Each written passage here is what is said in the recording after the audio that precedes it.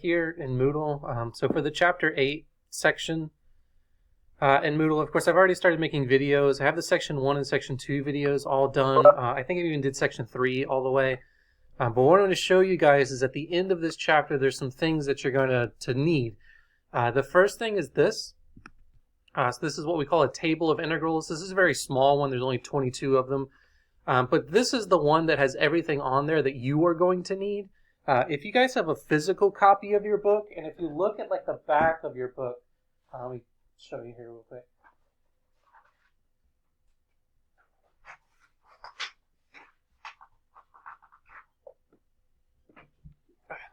Hold on. In the back of your book is a table of integrals, and it's just like pages and pages long. There's hundreds of them in the back of the section there, or in the back of the very end of the book. This one is all that you will need to know, though. So if you can, print out this, or at least take a picture of this so that you have it close to you whenever you're working on homeworks or working on tests. The other thing that I wanted to show you that's on here is this second page. This is a trig identity sheet. I would also recommend having this with you when you go to take quizzes and tests. This has every single trig identity that you're going to need to know. And Chapter 8 is full of trigonometric integrals, and we're using most of these when doing those trig integrals. So just kind of keep that in mind, that you may need both of those pages when working on homework, and then, of course, working on quizzes and tests in the future. Okay, with that being said, I have looked through everybody's Chapter 6 test. All in all, everybody did pretty well. For those of you that did submit the scratch paper, I went through all the scratch paper. I gave partial credit where I thought partial credit was due. And then I went through everybody's test and gave partial credit or full credit for ones that were just typed in with like a little slight mistake. Maybe you missed a parentheses or something like that. So I gave you credit for those, which if you want to go back and check in your grade book, everybody's test grade should have bumped up a little bit, if not pretty significant for the partial credit stuff. For those of you that did not submit partial credit, I want to encourage you to make sure you submit that stuff just to increase your test grades. All right, but we are moving on from Chapter 6 and jumping into Chapter 8. The 8.1 and 8.2 is due this coming up Sunday, which I know is quite a whiles away, but I've also put up the sections 3, 4, and 5 due for the following Sunday. I would highly recommend working ahead as much as possible because Chapter 8 has been known to be one of the most difficult chapters here in Calc 2. So make sure you take your time with it and make sure you really learn how to do all these integrals. Section 1 is mostly about Calc 1 level stuff that you should have seen before but maybe never thought of using for an integral. But moving into Section 2, this is something called integration by parts, so that may be new for some of you guys. And then so that stuff due this Sunday, and then after that, Sections 3, 4, and 5 are mostly trig related stuff. A little bit of partial fractions there in Section 5. All right, so I saw that some of you did get started already in Section 1. So if you have questions from that, we could look at that. If not, I have some extra questions that I grabbed from the back of the book here in Section 1 that I want us to look at regardless, just because they're examples that I didn't do in the videos that I think would be nice to look through. But before we jump into those, do any of you guys have any questions after working on the homeworks here in Sections 1 or 2?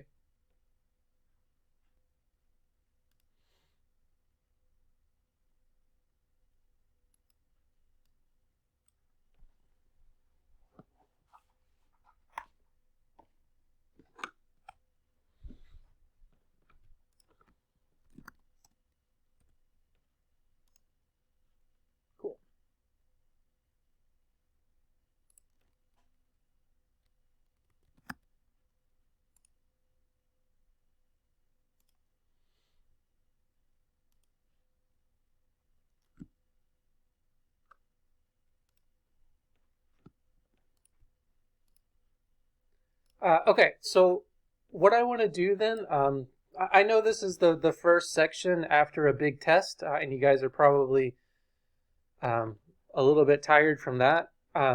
Let's at least do a little bit of these examples that I had picked out, just because I think that they're interesting, and I don't know, I enjoy them. Maybe you guys will enjoy them as well. So with section 1, there's a lot of different techniques that we could use. Let me just write out all of those techniques, or at least most of them that I can remember, just in case you haven't gone through the videos yet. If you haven't watched them yet, I totally get it, and it's okay. But in 8.1, the different techniques are, first off, something very familiar to everybody. I hope U substitution is definitely something that you're going to see in 8.1. There's even a more complicated U substitution, so I'm going to put U substitution and then a little asterisk beside it, because there's a different version of it that I talk about in the videos. Long division. Sometimes when doing a really complicated integral, you have to do long division whenever you have two polynomials on top and bottom. Splitting up the fraction. Anytime you have two terms up top and then just a single term in the bottom, splitting the fraction can help. Multiplying by a conjugate. A conjugate is when you have two terms and then you change the sign in the middle. So sometimes that helps out. Am we missing anything? I feel like I'm missing something. Oh, trig substitutions, of course. Sometimes you have to do trig substitutions. Well, if we come up with another one, I'll think of it. But definitely those U substitutions, definitely long division, splitting up fractions, multiplying by conjugates, and then trig substitutions are all stuff you're going to see here in section 1. And let's just go through some examples together. If you're ever confused or if you're unsure about a step, feel free to stop me and ask questions. But let's look at this one together. So this is the integral of e to the negative cotangent x divided by sine squared x dx. All right, pretty complicated looking integral. Just think about it for a minute. If you saw this on a test, think about which of the techniques above you would use, or if you try to use something else.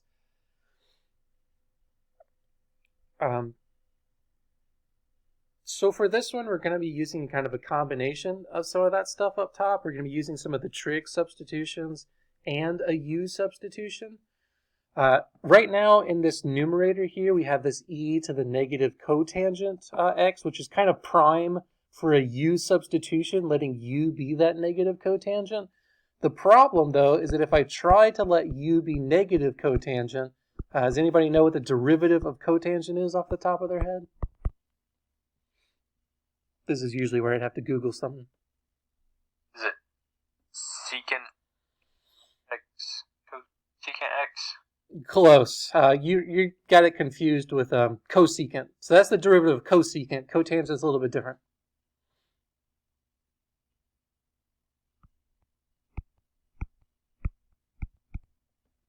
Cosecant squared. So yeah, so close. You just had it the wrong way around. So the derivative of cosecant is negative cosecant cotangent. But here, just the derivative of cotangent, it's actually negative though, but because of the negative cotangent, it's going to be positive cosecant squared dx. All right.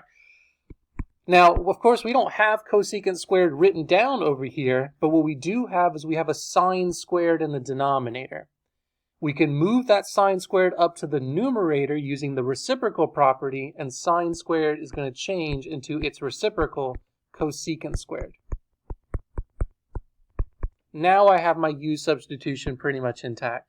If I let U be the negative cotangent here, and then du would be the cosecant squared dx, and that would just substitute out. So this part right here, the cosecant squared dx, is just going to disappear into the du. The e to the negative cotangent x is going to become just e to the u. That has antiderivative of e to the u plus c. Then don't forget to resubstitute back in the u. So the antiderivative of e to the negative cotangent over sine squared, e to the negative cotangent plus c. So is that one all right? Any questions about that one? That u substitution there?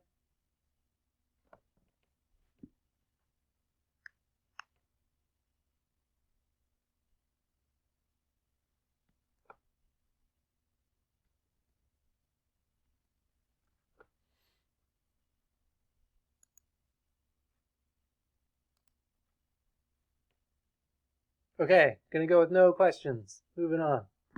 So let's try another one. So this one's pretty complicated too. This is going to be a definite integral here, the integral from 0 to pi over 2, square root of 1 minus cosine theta d theta.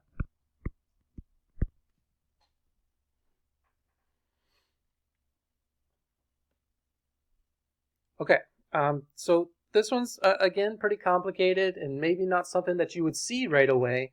And I wouldn't expect you guys to get this right away. Math, and especially calculus, is one of those things where you're looking for patterns. So when you see something like this, you should kind of recognize what to do just based on the pattern of the problem. For this one, anytime you have a 1 minus cosine or 1 plus cosine or sine plus or minus 1, 1 plus or minus sine, anytime you have something like that, you want to think of conjugate stuff. The reason you want to think of conjugate stuff is that right now, there are no trig substitutions that we could use here. We mostly only have trig substitutions when we have something squared. So it would be nice if I could change this to be something squared, and to change it to be something squared, we're going to be multiplying by a conjugate.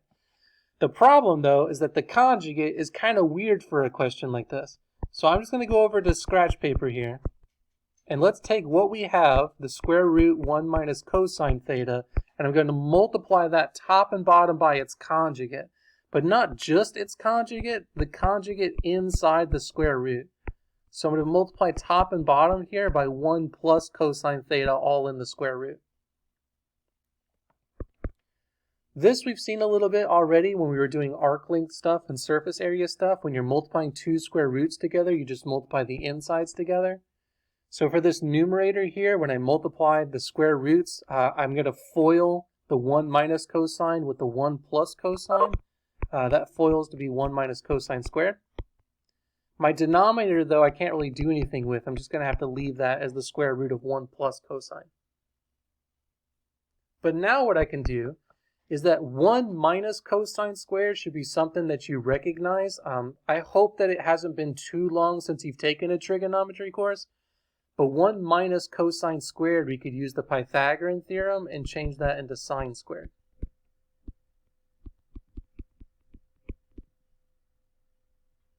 Then we have the square root of sine squared, which cancels out just to be a sine up top.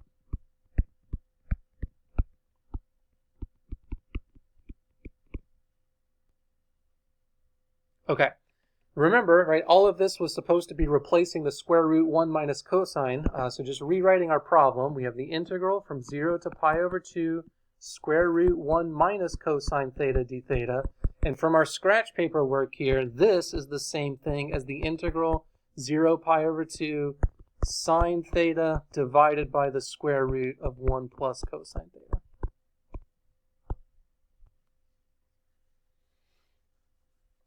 Okay, and now this should be something that looks kind of familiar. This we can do a u substitution with. If I let u be that thing in the square root there, the 1 plus cosine, then the derivative of that, 1 just goes to 0, but cosine theta is going to go to negative sine theta d theta, which means that the sine theta d theta in my integral itself is going to change into the negative du. And then that denominator there will just become a u to the 1/2. So it's still going to be an integral. I don't know the limits because I don't feel like finding what the new limits are going to be in terms of u. The sine theta d theta, that changed into the negative du, just moving this negative sign over. In the denominator, I have the square root of u. All right. When I'm working on these questions, I don't like leaving it like that. I don't like square roots being on the variable. So I'm going to rewrite this as the integral of negative u to the negative 1/2 du. So that's just moving that square root up to the numerator, and then changing the power to be negative since we did the reciprocal and moved it up. All right, this we can do the antiderivative for. Remember, for these power functions, you're going to take the exponent, add 1 to it, and then divide. Adding 1 to negative 1/2 is positive 1/2. Dividing by positive 1/2 is the same thing as multiplying by 2. So we're just going to multiply by 2 out in front, and now it's u to the positive 1/2. And at this point, we could redo the substitution. So replacing u with the 1 plus cosine theta. This, remember, we were evaluating from 0 to pi over 2. If I plug pi over 2 into cosine, I get 0. So that's going to be 1 to the 1/2, which is 1, times negative 2 is just negative 2. Minus, if I plug 0 into this, cosine of 0 is 1. 1 plus 1 is 2 to the 1/2. This is going to be negative 2 root 2. So then a double negative we can fix, and we get negative 2 plus 2 root 2 is our final answer there. All right, so again, just kind of a complicated looking one, but one that you should recognize. 1 plus or minus cosine or sine plus or minus 1, any of those, try multiplying top and bottom by the conjugate, and sometimes it'll work out that you can finish the integral. Is there any questions from that one?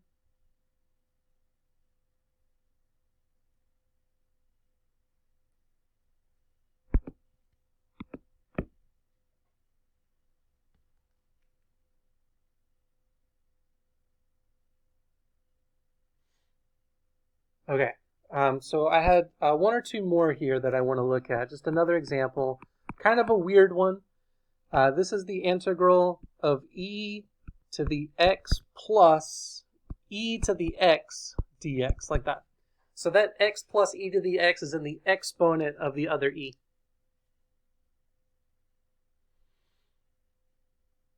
This one's a kind of common one as far as how weird it is, but it's not too bad. So for this one, we're going to be using some of the rules of exponents. Anytime you have 2 exponents that are added together, you could break it up. So this is going to be the integral of the e to the first term, so e to the x, times e to the second term of the sum, so e to the x.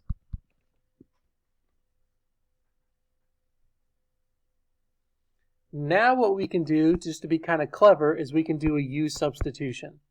Because if I let u be this exponent e to the x, then the derivative du, e to the x's derivative is still just e to the x, but we're going to throw that differential on dx, which means that this e to the x dx is going to change to be the du, and then I still have this e to the x, which is going to become e to the u.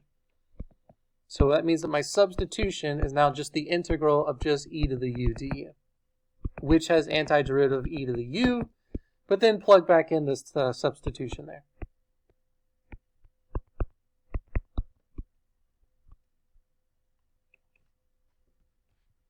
So we get the antiderivative of e to the x plus some constant. All right, I went through that one kind of quick, but I didn't think that one was too hard. Maybe just something that you haven't quite seen before. So is that one all right? Is there any questions about that one?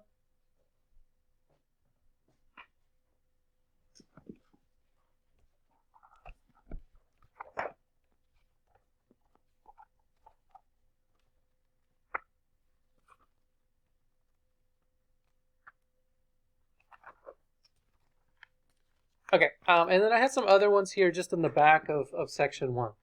Is everybody good so far? No questions? Everybody cool? Section 1 stuff still?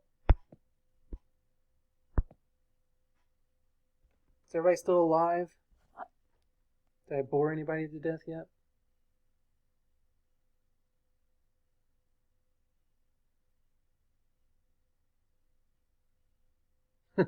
Thanks.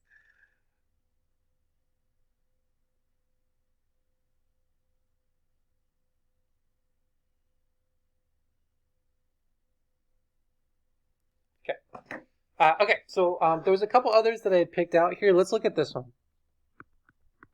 Maybe we'll do like one more, and we'll see how we feel. Maybe we'll get out of here.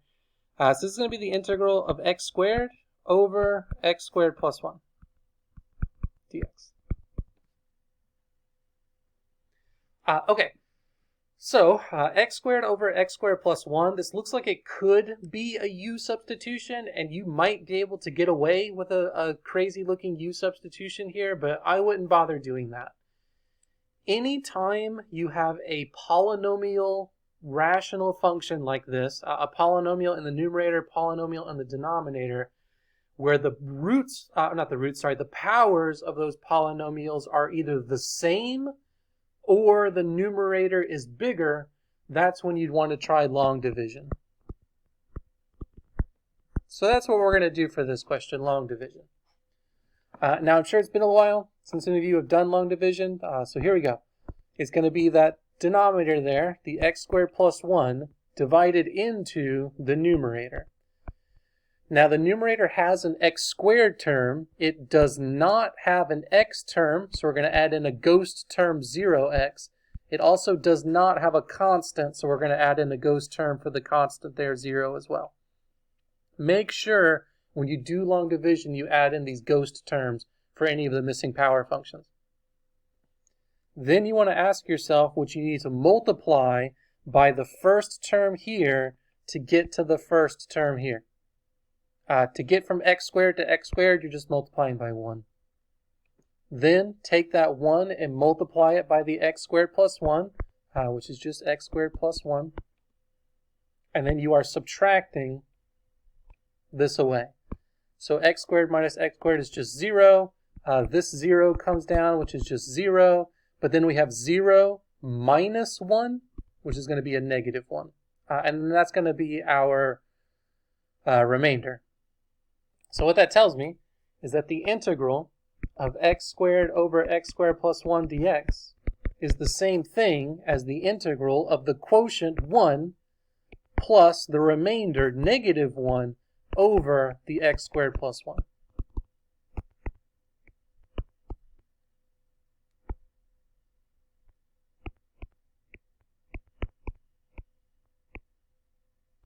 Okay, cool. All right, and then you just want to do the antiderivative of each of these separately. So the 1, that's pretty easy to do. 1 is just going to go to x. This minus sign we could pull out. And then we have this 1 over x squared plus 1. This is where we need to go to Moodle here. Going down to the chapter 8 stuff, we had that table of integrals.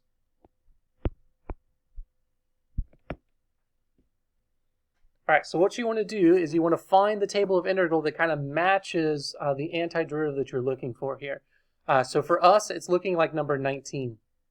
So remember, we had 1 over x squared plus 1. You can just rearrange the x squared and the a squared. So if my a was 1, this would be the integral that we're trying to take. So if my a is 1, that means the antiderivative is going to be 1 over 1 out in front, which is just 1. But then the tangent inverse of x over 1, so just tangent inverse of x, and then the plus c. So going back over to the problem here, we pulled out the negative sign. This is going to have antiderivative tangent inverse of x plus c. This came from number 19 on the table. Cool, so that's it, right? So this antiderivative, integral of x squared over x squared plus 1, is x minus tangent inverse x plus c. I hope right now you're kind of questioning it a little bit, such as how did we get a tangent function coming out of an x squared over x squared plus 1? And that's what I want you to start wondering more when it comes to working on these problems. Trig is going to come out of polynomials and rational functions a lot more than you would think. So the fact that this tangent inverse shows up as this thing's antiderivative, that's not going to be all that uncommon moving forward here in Chapter 8. So is everybody okay with this question? I know it was only a few steps here with the long division and then writing it all out with using the table, but any questions about that at all?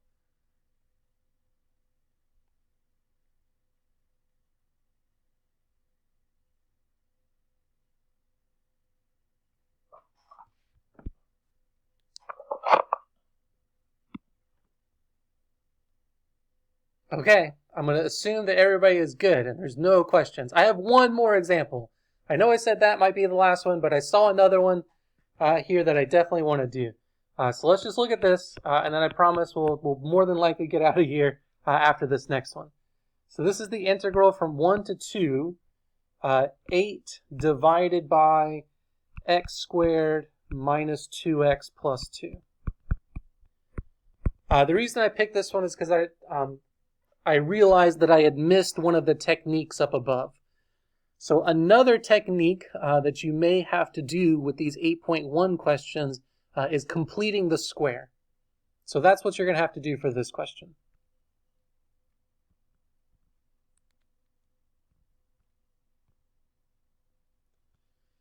You'll want to complete the square whenever your denominator has a squared term and a linear term.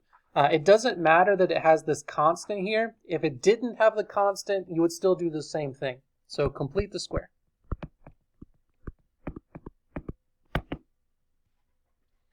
I'm going to go over to scratch paper, and I'm going to complete the square there, the x squared minus 2x plus 2 here in scratch paper. All right, so again, I'm sure it's been a while since you guys have had to complete the square, but I'm going to show you how to do it. So here, the x squared minus 2x plus 2, we're going to leave the x squared alone. We're going to leave the negative 2x alone, but this is where the completing the square step happens. You're going to take the coefficient here on the linear term, which is the negative 2. You're going to take that negative 2 and cut it in half, which is negative 1, but then square that. Negative 1 squared is positive 1, and I'm going to add that on. Now you cannot just add a 1 onto this without also taking the 1 away. Also, don't forget we had this plus 2 from the left-hand side.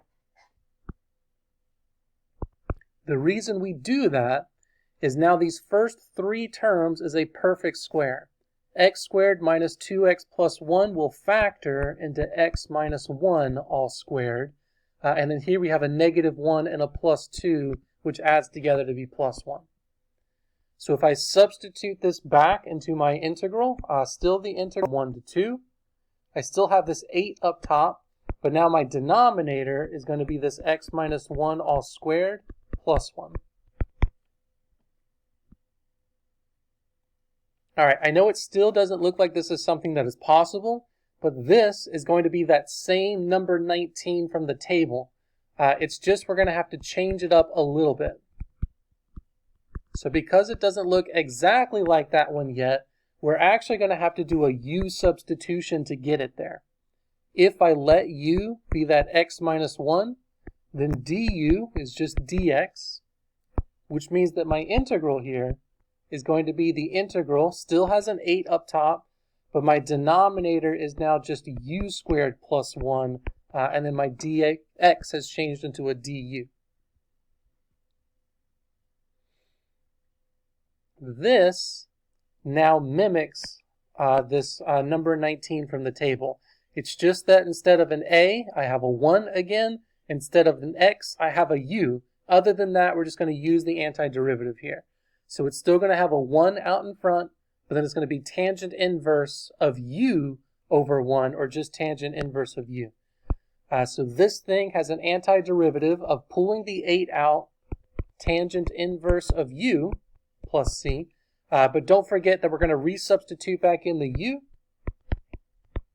U was x minus 1. Also, don't forget that there were actually limits to this going from 1 to 2. Okay, if I plug the limits in, plugging 2 in, this is going to be the tangent inverse of 1. You can either type that in the calculator or just look at a unit circle. That's also something I would recommend that you guys have on hand whenever you go to work on the homeworks or the test. Tangent inverse of 1 is pi over 4. And that's going to be minus, plugging 1 in, which is 0. Tangent inverse of 0 is just 0. So this term just disappears. 8 times pi over 4 is 2 pi. Okay. So just to kind of go back through this one just real quick. We had to complete the square. Completing the square left us something that was kind of close to number 19 from the table, but we had to do a U substitution to get it there. Once we did the U substitution, we used number 19 from the table, resubstituted back in the U, and then just plugged in the limits. So this is also something that you guys are going to have to do here in section 1. So is this one all right? Is there any questions about this question?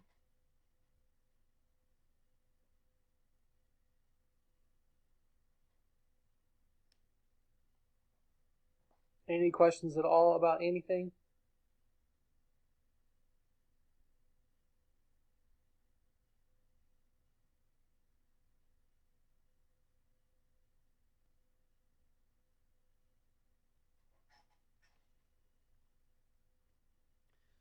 Okay, great.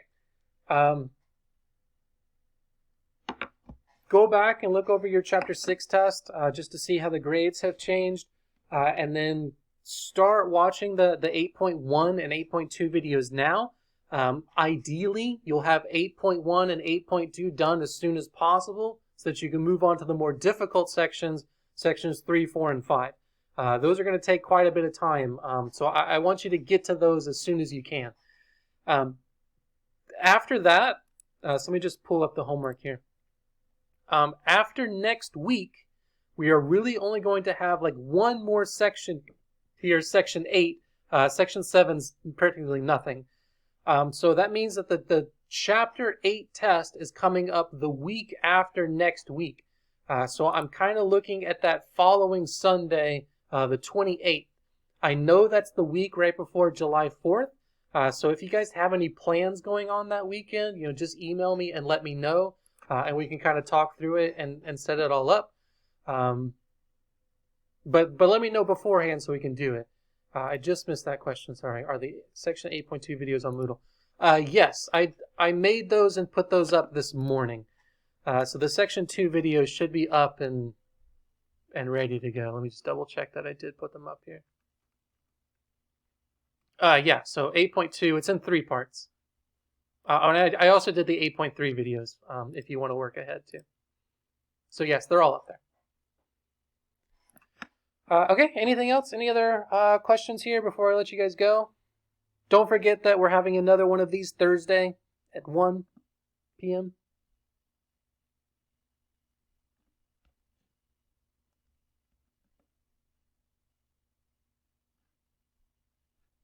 All right, cool. Well, let's get out of here then. Hopefully I'll see everybody there at Thursday at 1. If you want to rewatch this, I did record it, and I'll put this up in Moodle so you can watch through some of those examples if you need to. But I guess I'll see everybody later. Bye. Thanks for coming. Bye. See ya. Oh, Professor Lee. Yeah. What's up? Where were we supposed to upload the scratch? I mean, I barely missed anything. Oh, sure. Yeah, I had it up here. First time. So just at the very top of it, I had it here, Chapter 6 test scratch paper. So when we do Chapter 8, I'll just have another one of these. Because I went to Moodle after I finished the test on Sunday. Yeah. I didn't see it up. I don't know. I thought I had it up there by now, Sunday. But I didn't see it up there Sunday, so I didn't. Okay. I'll make sure to put it up I'll go ahead and do it now. I'll put it up well in advance next time. Maybe it just didn't load up in time. Oh, no problem. I mean, I did pretty well on the test. It was just a question. Yeah, and if all else fails, you can always just email me the stuff. And that's no big deal either.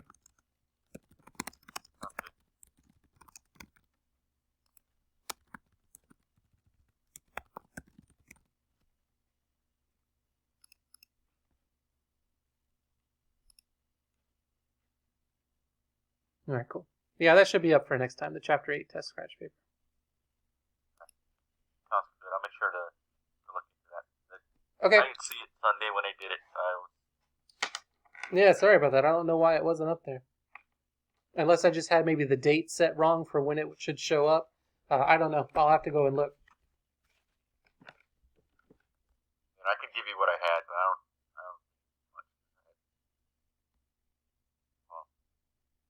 don't. Yeah, if you want to. If you want to just email it to me, or you can go ahead and do it in here. I'll look through it. Okay. I get it. Okay, cool. Thank you. Yep, no problem. See you later. Have a good night. You too.